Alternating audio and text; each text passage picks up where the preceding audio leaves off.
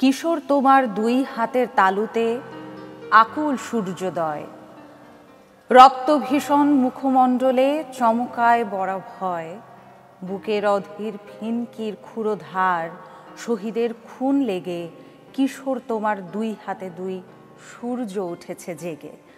মানুষের হাতে অবাক সূর্যোদয়, যায় পুড়ে যায় মর্তের অমানিসা শঙ্কার সংশয়। কিশোর তোমার হাত দুটো উঁচু রাখো, প্রবল অহংকারে সূর্যের সাথে অভিন্ন দেখো অমিত অযুত লাখ। সারা শহরের মুখ তোমার হাতের দিকে, ভয়হারা কোটি অপলক চোখ একাকার হলো সূর্যের অনিমিখে। দর্শক, অবাক সূর্যোদয় হাসান হাফিজুর রহমানের কবিতা দিয়ে শুরু করলাম আজকের সকাল, এবং একই সাথে কবির জন্মদিনের শুভেচ্ছাও জানাতে চাই। শুভ সকাল, আমন্ত্রণ সকাল 24-এ। আজ শনিবার 31 জ্যৈষ্ঠ 1432 বঙ্গাব্দ এবং 14 জুন 2025 খ্রিস্টাব্দ। আপনাদের সাথে আছি আমি নিকিতা নন্দিনী। দর্শক, ঈদের ছুটি শেষের দিকে এবং ছুটি শেষে কর্মক্ষেত্রে ফিরছে মানুষ। সড়ক, নৌ এবং রেলপথ যাত্রীর চাপ গত রাত থেকেই। তবে এর মাঝেও দুঃসংবাদ রয়েছে। দিনাজপুরের ঘোড়াঘাটে বাস এবং ট্রাকের সংঘর্ষে প্রাণ গেছে 5 জনের, আহত হয়েছেন আরও 15 জন। এই বিষয়ে আরেকটু বিস্তারিত জানতে চাই। দিনাজপুর থেকে যুক্ত হচ্ছেন সহকর্মী বিপুল সরকার সানি। সানি, আপনি নিশ্চয় শুনতে পাচ্ছেন আমাকে। আপনার কাছে আসলে জানতে চাইবো, যারা নিহত হয়েছেন তাদের পরিবার থেকে আসলে কি অবস্থা দেখছেন, কি বলছেন সবাই, এবং একই সাথে যারা আহত হলেন তাদের সবশেষ অবস্থা কি, খবরাখবর কি? এছাড়াও ঢাকায় যে ফিরছে আজকে মানুষজন, সব মিলে সেখানে চিত্র কি দেখছেন? শুভ সকাল। প্রথমেই যে দুঃসংবাদটি বলছিলেন আপনি, সকাল ভোর প্রায় 4:20 দিকে দিনাজপুরের ঘোড়াঘাট উপজেলার নূরজাহানপুর এলাকায় একটি দুর্ঘটনার ঘটনা ঘটেছে এবং নাবিল পরিবহনের একটি বাস, যেটি পঞ্চগড় থেকে ঢাকা অভিমুখে যাচ্ছিলেন, দাঁড়িয়ে থাকা একটা আমবুজা ট্রাককে পিছন থেকে ধাক্কা দেয়। এই ধাক্কার ফলে উভয় যে সংঘর্ষ, সেই সংঘর্ষের ফলে 5 জন, এবং পুলিশ আমাদেরকে যে জানিয়েছে যে এই দাঁড়িয়ে থাকা ট্রাকটিকে বাসটি সজোরে ধাক্কা দেওয়ার ফলে এই দুর্ঘটনার ঘটনা ঘটে, এবং এই ঘটনার পরে আরো অন্তত 7 জনকে স্থানীয় যে হাসপাতাল, সেই হাসপাতালে ভর্তি করা হয়েছে, এবং এই কি কারণে ঘটনাটা ঘটেছে এটি অনুসন্ধান করা হচ্ছে। ঘোড়াঘাট থানার ওসি নাজমুল হোসেন তিনি এই বিষয়টি আমাদেরকে জানিয়েছেন। আরেকটা বিষয় আপনাকে জানি যে ঘোড়াঘাটের ঘটনা ছাড়াও দিনাজপুরের বিভিন্ন স্থানে যে সড়কের উপর একটা চাপ পড়েছে। আমরা বর্তমানে রয়েছে দিনাজপুর কালীতলা এলাকায়, যেখান থেকে ঢাকা সহ বিভিন্ন স্থানে এখান থেকে যাত্রীবাহী বাস কোচগুলো এখান থেকে যায়। আমরা সকাল থেকে দেখেছি যে এখানে লোকজন, যারা যাত্রী রয়েছেন, তারা ভিড় করছেন। আগামীকালকে যেহেতু অফিস আদালত সরকার সব ছুটি খুলছে, সবকিছু খুলছে, ফলে যাত্রীরা কিন্তু তাদের যে কর্মস্থলে অভিমুখে যাত্রা করছেন, এবং এই জন্য এই যে এখানে যে বাস কাউন্টার গুলো রয়েছে, সেই কাউন্টার গুলোতে মোটামুটি ভিড় রয়েছে, এবং এখানে যারা এই কাউন্টারের যারা স্বত্বাধিকারী এবং ম্যানেজার রয়েছেন, আমরা তাদের সাথে কথা বলেছি, তারা বলেছেন যে বেশ কয়েকদিন ধরেই এই চাপটি চলছে, এবং যে পরিমাণে যাত্রী রয়েছে দিনাজপুরে তার থেকে অনেক কম সংখ্যক টিকিট ক্রয় করছেন, তারা ক্রয় করতে পারছেন। কারণ যে পরিমাণে যাত্রী এখানে সিট রয়েছে দিনাজপুর থেকে, সেই পরিমাণে টিকিট আসলে তারা দিতে পারছেন না, ফলে অনেক যাত্রী ঘুরে যাচ্ছে, এবং এই যারা এইসব যাত্রী রয়েছেন তারা কিন্তু মোটামুটি ভাবে আজ থেকে প্রায় 5-6 দিন আগেই টিকিট কেটেছেন, ফলে বুকিং করা টিকিট গুলো আগে দিতে হচ্ছে। এরপরেও যাত্রীর চাপ সামলানো যাচ্ছে না, এটি তারা জানিয়েছেন।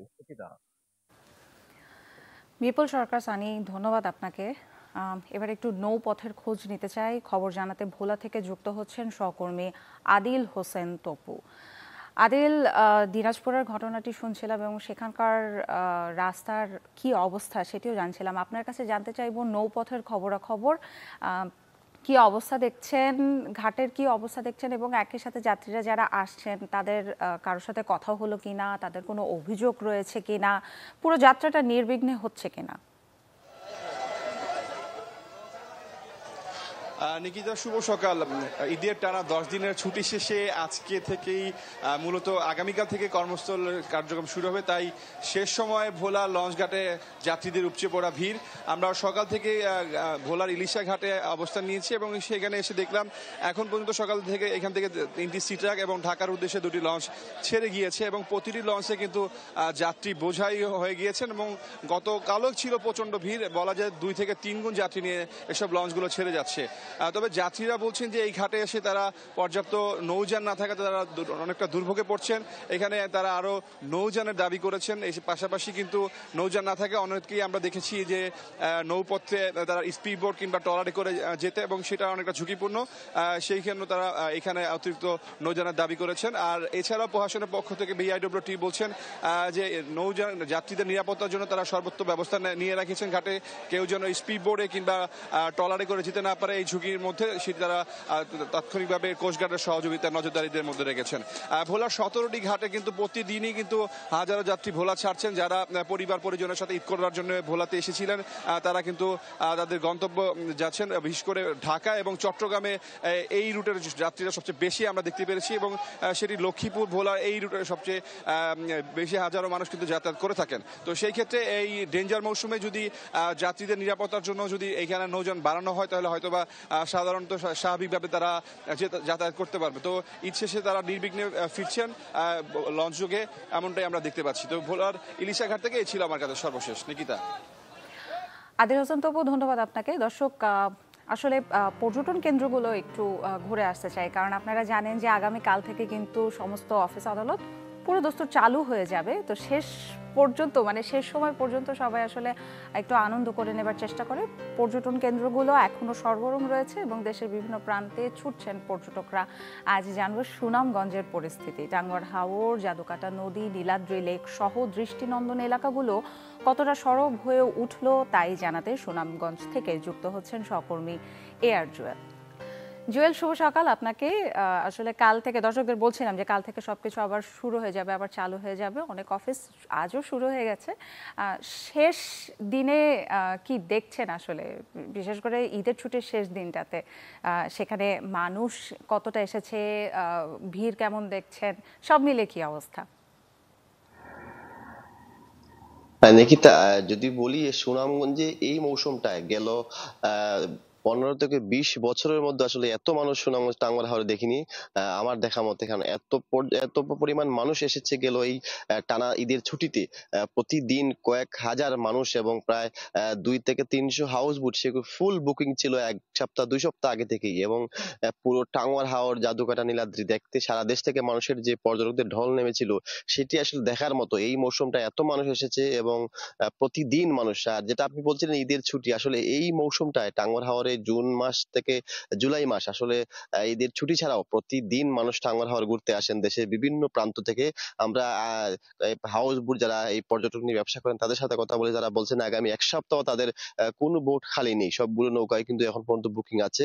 যদিও ঈদের ছুটি আজকে শেষ হয়ে যাচ্ছে, মানুষের ঢল কিছুটা কমবে, তারপরও তারা বলছেন যে আগামী এই মৌসুমটা পুরো মৌসুমটাই কিন্তু সুনামগঞ্জের সৌন্দর্য দেখতে প্রতি বছরই দেশের বিভিন্ন প্রান্ত থেকে মানুষজন ঘুরতে আসে এবং এটি এখন অব্যাহত আছে। তারা আজকেও আমরা আসলে দেখেছি যে ঢাকা থেকে আজকেও সকালে এসে ভোরে মানুষ নামছেন সুনামগঞ্জের যে অপরূপ সৌন্দর্যের জাদুকাটা, নীলাদ্রি, শিমুল বাগান এবং টাঙ্গুয়ার হাওর ঘুরে দেখতে।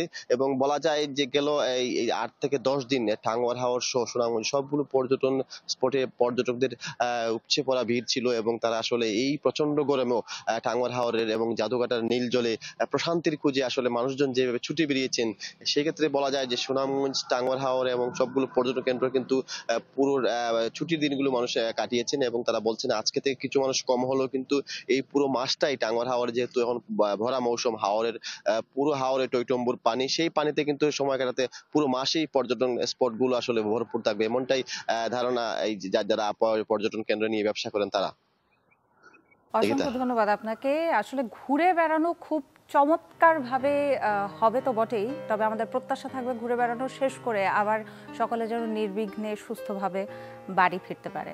দর্শক, আজকে আপনাদের যাদের জন্মদিন তাদেরকে জন্মদিনের শুভেচ্ছা জানাতে চাই এবং একই সাথে দেখে নেব পুরো বিশ্ব জুড়ে বিখ্যাত কাদের জন্মদিন আজ। 1928 সালের এই দিনে জন্মগ্রহণ করেন এর্নেস্তো চে গেভারা। তিনি একাধারে ছিলেন আর্জেন্টিনীয় মার্ক্সবাদী, বিপ্লবী, চিকিৎসক, লেখক, বুদ্ধিজীবী, গেরিলা নেতা, কূটনীতিবিদ, সামরিক তত্ত্ববিদ এবং কিউবার বিপ্লবের প্রধান ব্যক্তিত্ব। মৃত্যুর পর তার শৈল্পিক মুখচিত্রটি একটি সর্বজনীন প্রতিসাংস্কৃতিক প্রতীক এবং এক জনপ্রিয় সংস্কৃতির বিশ্ব প্রতীকে পরিণত হয়। 1916 সালের এই দিনে জন্মগ্রহণ করেন মার্কিন অভিনেত্রী ডরোথি হ্যাকেট ম্যাকগুয়ার। তিনি জেন্টেলম্যানস এগ্রিমেন্ট চলচ্চিত্রে অভিনয়ের জন্য সুপরিচিত। এই চলচ্চিত্রে অভিনয়ের জন্য তিনি শ্রেষ্ঠ পার্শ্ব অভিনেত্রী বিভাগে একাডেমিক পুরস্কারের মনোনয়ন লাভ করেন। এছাড়া তিনি ফ্রেন্ডলি পারসুয়েশন চলচ্চিত্রে অভিনয় করে শ্রেষ্ঠ অভিনেত্রী বিভাগে ন্যাশনাল বোর্ড অব রিভিউ পুরস্কার অর্জন করেন। 1917 সালের এই দিনে জন্মগ্রহণ করেন বাঙালি সমাজবিজ্ঞানী, সাহিত্য সমালোচক ও সাহিত্যিক বিনয় ঘোষ। ইতিহাস ও রাজনীতি সম্পর্কিত পর্যালোচনায় বিশেষ কৃতিত্বের অধিকারী। তার রচনায় ঊনবিংশ শতাব্দীর বাংলা ও বাংলার নবজাগরণের ঐতিহাসিক ব্যাখ্যা যেমন স্থান পেয়েছে, তেমনি সোভিয়েত সভ্যতা ও বাংলা সাহিত্য সম্ভারকে পুষ্ট করেছেন। সাংবাদিক হিসেবে তিনি ফরওয়ার্ড, সাপ্তাহিক অরণি, দৈনিক বসুমতী, যুগান্তর সহ বিভিন্ন পত্রিকায় সাংবাদিকতা করেছেন। দেশের প্রগতিশীল আন্দোলনের সঙ্গে সর্বদা যুক্ত ছিলেন তিনি। 1932 সালের এই দিনে জন্মগ্রহণ করেন কবি, সাংবাদিক ও সমালোচক হাসান হাফিজুর রহমান। তার পূর্বপুরুষ জামালপুর জেলার অন্তর্গত কুলকান্দি গ্রামে বাস করতেন। তিনি মুক্তিযুদ্ধের দলিল সম্পাদনার জন্য বিখ্যাত। 1952 সালের ভাষা আন্দোলনে তিনি সক্রিয় অবদান রাখেন। 21শে চেতনার উপর ভিত্তি করে তার কবিতা অমর একুশে প্রকাশিত হয় 1952 সালেই। 1953 সালে তিনি 21শে ফেব্রুয়ারির নামে একটি সংকলন প্রকাশ করেন। 1947 সালের এই দিনে জন্মগ্রহণ করেন প্রখ্যাত ঔপন্যাসিক সেলিনা হোসেন। তার উপন্যাসে প্রতিফলিত হয়েছে সমকালের সামাজিক ও রাজনৈতিক দ্বন্দ্ব সংকটের সামগ্রিকতা। বাঙালির অহংকার, ভাষা আন্দোলন ও মুক্তিযুদ্ধের প্রসঙ্গ তার লেখায় নতুন মাত্রা যোগ করেছে। তার গল্প উপন্যাস ইংরেজি, রুশ, মেলে এবং কানাডীয় ভাষায় অনুদিত হয়েছে। সকাল 24-এ ছোট্ট একটি বিরতি নিচ্ছি, সঙ্গেই থাকুন। দর্শক, আবারও স্বাগত জানাচ্ছি সকাল 24-এ। বেশ কিছু বিষয় নিয়ে আসলে বিরতির আগে আমরা আলাপ করলাম, এবারে একটু ভিন্ন বিষয় নিয়ে আলাপ করতে চাই। আজ কিন্তু 14ই জুন বিশ্ব রক্তদাতা দিবস।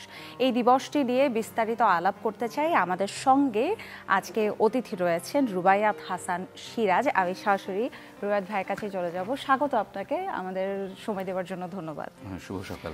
আসলে মানে বিশ্ব রক্তদাতা দিবস, এই দিবসটি নিয়ে বিস্তারিত তো জানতেই চাইবো, কিন্তু তার আগে আসলে আপনার জার্নিটা শুনতে চাই।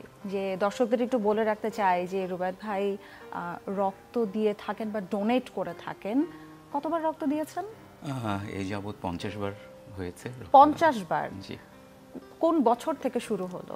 আমার মনে পড়ে 2007 সালের 13ই ফেব্রুয়ারি থেকে আমরা শুরু করেছিলাম। ঠিক কোন সময়টাতে আপনার মনে হলো যে আপনি রক্ত দিয়ে হেল্প করতে চান মানুষজনকে? ব্যাপারটা হলো যে বাংলাদেশের রক্তদানের ব্যাপারে সচেতনতার অভাবটা আগে ছিল, এবং আপনাকে একটু জানিয়ে রাখি 2000 সালে আসলে 47% রক্ত আসতো হলো পেশাদার রক্তদাতাদের থেকে, যারা ধরেন ব্লাড ডোনেট করতো টাকার বিনিময়ে। এখন এটা 2017 রিপোর্ট অনুযায়ী 12%। তো আমরা সংগঠিতভাবে বিভিন্ন সংগঠনের সাথে কাজ করতাম, সেই হিসেবে রক্তদানের ব্যাপারে ইচ্ছেটা জাগলো। তো শুরু হয়েছিল ওয়ান স্মল ডোনেশন, আস্তে আস্তে এটাকে মানে একটা প্যাশনে পরিণত হয়। এবং এই যে আপনি 50 বার রক্ত ডোনেট করেছেন, কোনো বিশেষ কোনো ঘটনা বা স্মৃতি কি মনে পড়ে? কারণ এই কথাটা এই কারণেই বলছি যে মানে এই চাহিদাটা এত বেশি, সেই ছোটবেলা থেকেই আমরা কিন্তু শুনে আসছি যে রক্তের প্রয়োজন, রক্তের প্রয়োজন, এবং এত ইমার্জেন্সি একটা জিনিস, এটা সব সময় তৈরি থাকাটা খুবই জরুরি। তো এরকম কখনো কোনো স্মৃতি কি মনে পড়ে যে রক্ত দিতে গিয়েছেন এবং কি পরিমাণ আনন্দিত হয়েছে তারা? ব্যাপারটা আসলে একটা ঘটনা তো আমি আপনাকে বলতেই পারি। আমাকে মূলত দুটো ঘটনা খুব ইন্সপায়ার করে। প্লিজ। আমি কি দুটোই বলবো না যে কোনো একটাই বলি আগে আপনাকে? যেটা হলো যে একবার রাত 11:30টার দিকে এক বাবা ফোন দিয়েছেন। জি। তো আমি একটি সংগঠনের সাথে কাজ করি, তো সেখান থেকে নাম্বারটা পেয়ে বললেন যে আপনি কি ডোনেট করতে পারবেন কিনা। তো আমাদের যেহেতু ল্যাব থেকে রক্তটা যায়, রক্তের প্রয়োজন ছিল, তো ওনার হলো বেবি ডেলিভারি হবে, তো প্রায় রাত 12:30টার দিকে গিয়ে ডোনেট করে আসা হলো এবং পরবর্তীতে উনি রক্তটা নিয়েছেন এবং বাই চান্স ওনার সাথে আমার দেখা হয়নি, কিন্তু 2 দিন পর দেখলাম যে ওনার কোনো কনফার্মেশন নাই বা কিছু নাই। তো নিজে থেকে আমি আবার ওনাকে একটা ফোন দিলাম যে ভাই আপনি এরকম রক্ত চেয়েছিলেন, হোয়াটস দ্য আপডেট। তো উনি বললেন যে ভাই সরি ফোন দিতে ভুলে গেছি, আমার আসলে একটা কন্যা সন্তান হয়েছে, সেদিনের রক্তটা খুব প্রয়োজন ছিল। তো আপু এরকম ছোট ছোট অনেক গল্প আছে যে গল্পগুলো আসলে বলতে গেলে অনেক সময় লাগবে, কিন্তু হয় কি আপনি ভেতর থেকে যখন ফিল করবেন যে একটা মানুষকে আপনি সেভ করছেন, এটা অনেক বড় একটা যেহেতু আপনি একটি সংগঠনের সাথেও কাজ করছেন, আসলে যেটি বলছিলাম যে সবসময় শুনি যে রক্তের প্রয়োজন এবং রক্ত পাওয়া যায় না, এরকম কিন্তু অনেক হচ্ছে।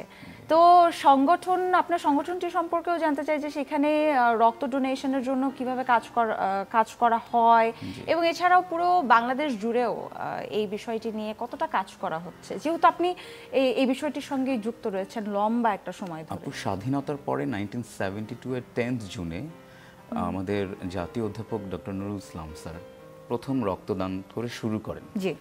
এরপরে রেড ক্রিসেন্ট এসেছে, সন্ধানী এসেছে, অর্কা বলে একটা রাজশাহী ক্যাডেট কলেজে অ্যাসোসিয়েশন ছিল, পরবর্তীতে কোয়ান্টাম ফাউন্ডেশন 96-এ তাদের ডোনার পুল শুরু করে, 97-এ বাঁধন আসে আপনারা জানেন, এবং আমি যতটুকু জানি 2000 সালে একটা ল্যাব প্রতিষ্ঠিত হয় কোয়ান্টামে, যারা এখন সংগঠিতভাবে আমার জানা মতে বাংলাদেশের সবচেয়ে সংগঠিতভাবে কাজ করছে 365 ডেজ 24/7।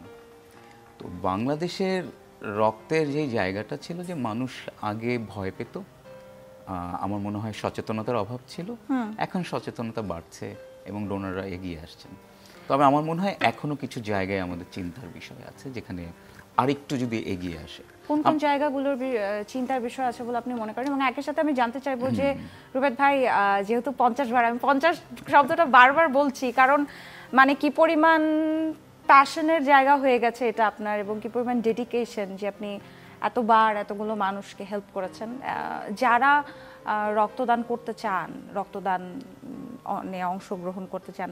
অনেক সময় হয় কি বিভিন্ন বিষয়ে কাজ করে, যে একটু ভয় কাজ করে বা খুবই স্বাভাবিক, যিনি রক্ত দিবেন তিনি একেবারে গিয়েই তার কাজটি করে ফেলবেন, কিন্তু তারপরেও তরুণদেরকে আসলে কিভাবে উৎসাহিত করা যায় বাই সায়েন্স বলি আসলে। এবং একই সাথে রক্ত দেবার আগে আমি যদি কাউকে রক্ত দিতে চাই কোন কোন বিষয়গুলো আমার মাথায় রাখা জরুরি? খুব সহজ আপু, মানে WHO কর্তৃক, মানে WHO যেই ম্যান্ডেট বা গাইডলাইনটা দেয়, 18 থেকে 65 বছর বয়সে যে কোনো সুস্থ নরনারী রক্ত দিতে পারে। জি। একটা বিষয় খেয়াল করতে হবে যে আপনার ওজন যদি 50 কেজি হয়, কিংবা অনেক সময় 45 কেজি তো রক্ত নেওয়া হয়, আপনি রক্ত দিতে পারবেন, স্বাভাবিক সুস্থ একজন মানুষ। একটা খুব ইম্পর্টেন্ট জিনিস হলো আমাদের কিছু ভয় আছে, এগুলো হলো আপু বলা যায় যে কুসংস্কারের মতো, যে সুচটা দিলে খুব ব্যথা হবে। আমি জানি না আপনার এটা হয় কিনা, অনেকের হয়, আমার তো একদমই হয় না। অনেকের আবার এমন হয় যে আচ্ছা রক্ত দিব, আমার গা থেকে রক্ত যদি চলে যায় তাহলে মনে হয় হায় হায় কিছু চলে গেল, তাহলে মনে হয় আমি অজ্ঞান হয়ে যাব। এবং অনেকের এটা মনে হয় যে আমার রক্ত আমার কাছেই থাকুক, মানুষকে দিয়ে শরীরে না দিলাম, আমি সুস্থ থাকবো। আসলে হয় কি, আপনি যদি এই ব্যারিয়ারটা ভাঙতে পারেন, সুচ কিছুই না, পিঁপড়া কামড়ের মতো, and it takes only 5 to 7 minutes to take the blood. এই ব্লাডটা আপনি যখন দিবেন, সবচেয়ে বড় উপকারটা করছেন আপনার নিজের। কারণটা হলো নিয়মিত যারা রক্ত দেয়, আমি আমার জার্নি থেকে আপনাকে বলছি না, 18 years প্লাস জার্নি, একদম আপনার সুস্থতা বেড়ে যাবে, এটা পরীক্ষিত। যে ডক্টরের কাছে আপনার রেগুলার যারা যায়, আপনি যদি নিয়মিত ব্লাড দেন, আপনার ব্লাডটা দেওয়ার কারণে আপনার শরীরটা ভালো থাকবে। আর এখন বাংলাদেশে অনেকগুলো ল্যাব আছে, আমি যে ল্যাবের কথা বলছিলাম, যেমন কোয়ান্টাম ল্যাবে জানি যে 5টা টেস্ট হয়ে যায় free, hepatitis B, C, syphilis, malaria এবং এইডস। তো আপনার মিনি মেডিকেল চেক আপ কিন্তু হয়ে যাচ্ছে। তো আপনি এখন রক্ত দিচ্ছেন, মিনি মেডিকেল চেক আপটা তো দিয়েও দিচ্ছে যে না আপনার রক্তটা ভালো আছে, এটা কিন্তু খুব জরুরি। এবং একই সাথে আপনার দিক থেকে মানসিক প্রশান্তির বিষয়টিও জানতে চাই, কেমন অনুভব করেন? আপু সূরা মায়েদা কোরআনের একটা আয়াত আছে, 32 নম্বর, যে একজন মানুষের জীবন বাঁচালো সে সমগ্র মানব জাতির জীবন বাঁচালো। এই প্রশান্তিটা পুরো অপার্থিব, এটা আসলে লিখে বোঝানো যাবে না। যে আপনি যখন দিয়ে আসলেন, জানলেন কেউ সেভড হয়েছে, এটা আনবিলিভেবল একটা ফিলিং। এবং আরো বড় কথাটা হলো, ল্যাবে আপনি রক্ত দিলে আপনার এক ব্যাগ রক্ত থেকে 4 জনের লাইফ বাঁচানো যায়। So if you are counting at 50 units, যেখানে 4 ব্যাগ করে করা হয়েছে, তার মানে আপনি প্রায় 100 থেকে 150 মানুষের জীবনের সহযোগিতা করতে পেরেছেন। আপনার রক্তে আরেকটা জীবন হেঁটে যাচ্ছে। এই অনুভূতি যিনি দেন নাই, যেমনটা মধু না খেলে বোঝা যাবে না টেস্টটা কেমন, ব্যাপারটা ওরকম। একদমই তাই। ভীষণ ভালো লাগলো আপনার পুরো জার্নিটা শুনে। এবং সবশেষে জানতে চাইবো যে আমরা যেটি দিয়ে শুরু করলাম, যে রক্তদাতা দিবস, এই দিবসটি নিয়ে আপনার ভাবনা জানতে চাই। যে আমাদের দেশে আমরা আসলে কতটা সচেতন, আমাদের সচেতনতা আরো কি পরিমাণ বাড়ানো দরকার, যে জায়গাগুলোতে আরো কাজ করা যেতে যায় বলে আপনি মনে করেন? আপু 2003 বা 2004-এ বিশ্ব রক্তদাতা দিবস এই কনসেপ্টটা আসে। 2025-এ হলো give blood, give hope, together we save lives. এটা হলো এবারের প্রতিপাদ্য বিষয়। একটা জায়গায় যদি কাজ করি, জাস্ট একটা সিঙ্গেল ইউনিট, আমরা যারা সংগঠন করছি তাদের একটা খুব মজার প্রতিপাদ্য রয়েছে, যে জন্মদিনে রক্ত দেওয়াটা স্মার্টনেস। তরুণদেরকে আমরা বলতে চাই, you want to be smart, why don't you donate blood on your birthday? তাহলে জিনিসটা কিন্তু খুব ইন্টারেস্টিং একটা কনসেপ্টের রূপান্তর হয়। আর আমরা বিশ্বাস করি দুঃসময়ের জন্য রক্ত সঞ্চয় করতে হয়, এবং রক্তের বিকল্প রক্ত, আপনি অন্য কিছু দিয়ে এটাকে ফিল আপ করতে পারবেন না। তো আমার মনে হয় সচেতনতার জায়গাটা হলো, আমি রক্ত দেই, মানুষ বাঁচুক, আমিও সুস্থ থাকি। তো ব্যাপারটা দ্বিপাক্ষিক। চমৎকার। সব শেষে দর্শকদের উদ্দেশ্যে কিছু বলতে চান কিনা রুবায়েত ভাই? আমরা অনেক আলাপই করলাম আর কি, আপনার ছোট ছোট মানে ইচ্ছা হচ্ছে যে 50 বারের গল্পই শুনতে চাইবো আলাদা আলাদা করে, কিন্তু তারপরে সবশেষে কি বলতে চাইবেন দর্শকদের উদ্দেশ্যে? আমার ব্যক্তিগতভাবে মনে হয় যে আপনি যদি রক্ত দেন, আপনি যেমন মানুষের জীবন বাঁচালেন, কিন্তু আমরা তো অনেক সময় নিজের স্বার্থটাও খেয়াল করি, যে না আমি কেমন আছি। এতটুকু বলতে পারি যে এই যুগ যন্ত্রণায় যেখানে শারীরিক অসুস্থতা বাড়ছে, আপনি যদি নিয়মিত রক্ত দেন, আপনি সুস্থ থাকবেন। এবং সুস্থতা হলো স্রষ্টার সবচেয়ে বড় নেয়ামত। একদম, এটা আমরা কখনোই ভুলি না। তো একটা মানুষও বাঁচুক, আপনিও বাঁচেন। একদমই তাই। আমরাও আসলে মানে লম্বা একটা সময় ধরে উপলব্ধি করছি যে সুস্থভাবে বেঁচে থাকা মানে কত বড়, আপনি যেটা বললেন, কত বড় নিয়ামত, ব্লেসিং, এবং কি পরিমাণ প্রয়োজন নিজের জন্য, পরিবারের জন্য, সেটা আমরাও আসলে দিনকে দিন উপলব্ধি করছি। রুবায়েত ভাই, আপনাকে ধন্যবাদ আজ আমাদেরকে সময় দেওয়ার জন্য। সামনে নিশ্চয়ই আলাপ হবে। আপনি ভালো থাকুন, সুস্থ থাকুন। ধন্যবাদ। দর্শক, আলাপ হচ্ছিল রুবায়েত হাসান সিরাজের সঙ্গে, এবং রক্তদাতা দিবস নিয়ে আলাপ করছিলাম তার সাথে। বেশ কিছু বিষয় নিয়েই আজকে আলাপ হলো। নিশ্চয়ই আপনারা ভালো থাকবেন। এবং রুবায়েত ভাইও যেটি বলছিলেন যে সুস্থ থাকা কতটা গুরুত্বপূর্ণ, তো নিজেকেই, নিজের পরিবারের সকল সদস্যদেরকে সুস্থ রাখবার জন্য যা যা করণীয়, সেসব নিশ্চয়ই আমরা করার চেষ্টা করব। আজ এ পর্যন্তই সকাল 24-এ।